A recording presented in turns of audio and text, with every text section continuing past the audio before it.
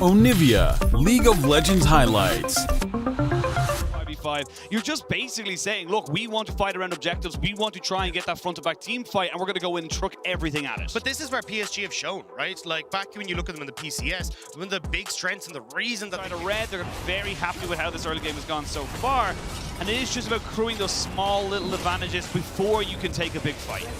Yeah, and especially when you're looking towards, as I said, like this mid, though they can try and crack open that mid lane structure. And the big thing as well to notice here is that Red recognized that there was access to the solar flare, but they're flash in. Juhan trying to go for something. They don't have the flag and drag just yet, and Aegis has got himself a little bit of extra time, but it's not going to mean anything. He picks up the Rift Herald, but they do trade back first blood. I feel like if Red Cannons actually start to contest this, they should be in a good spot. Oh, they're just wrapping around. Juhan now realizes he's in a bad position. They do get the dummy decoy out of him, but he's nowhere else to go. No flash, no ultimate, no life. And that is going to be the Dragon secured. And this is Red starting to pick up the stronger. So Red Cannons coming in with a very deliberate game plan about how they wanted to play around these neutral objectives, and they're executing. Use those long walls, but going to try and give Guigo a little bit more love up here. Stopped Hanabi's recall, but Guigo might have gone a bit too far forward. He's going to flash away from the Orn Horn and try and get the re-engage going in. Juhan uses the Cyclone, but the Shadow Surge is fantastic. You cannot out-team fight this team. They have too many engagements. Set up for this Dragon in a minute and a half, and that's why you can see Kaiwing and Bay here starting to set up that control now. Guigo will get topside. This Dragon right now, we're still trying to get up the power spikes. Yeah, I mean, I feel like you could have fought this potentially as Red Cannons, but without having control of the mid, without having vision control set up, they just weren't able to do it. And I mean, good shout out to Kaiwing there. Like, he'd look at a mid in 30 as that Dragon was coming up. He'd already moved into River and already put down from these pinks, and Red were just like, cool, we're going to trade this for the Rift Herald instead, see if we can try and use this to break down a few more towers and quickly collapse onto this top side. And I mean, PSG just staying too long on the map. Yeah, this is it. This is the quick rotations coming out from Red, and they have Shelly, so they might even have to use her right now because they're just pushing in so much pressure. What are you going to do as Hanabi and Bay right now? You're still waiting on your big engage tools, and they're just going to trade back the turrets. So this is just Red playing now.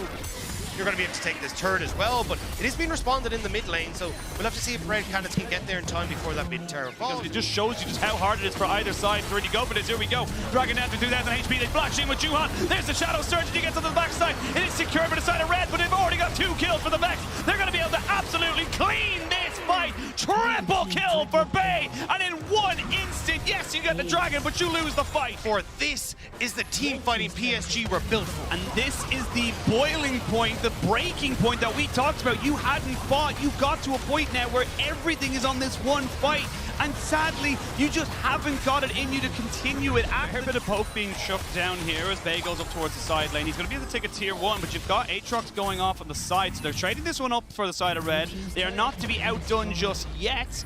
They are still making sure that this Baron power play doesn't actually have a huge amount of yield as of the moment for PSG. Will help you on your way. The gold lead is 3,000, a little bit more, maybe 3.5, but it's not as significant as you would probably hope it to be. As you can see there, Juhan clearing out the vision, but Bay's found Cheetan, and Cheetan goes over the wall with no flash, no way to go, and he's just deleted 1v1. And what has been such a good tournament so far for Red Cannons, starting to come off the wheels a little bit, not able to get themselves set up correctly. This team fight and this presence from PSG Talon has just been so good, and you can even see like Guigo pushing in bot side, but it's not going to get you anything, whereas PSG Talon, they're going to crack open the base. They might be able to do it. They do have the cannon minion left there, and they're full 5-man. Not only going to be able to crack the base, they're going to be able to get the inhibitor as well. So with a minute 13 to go, we are going to see them now put pressure. Why we had the TP come in from the side of PSG. Yeah, I will also say I'm not a big fan of the build from Aegis going for this death stance. Only really works when you're ahead, but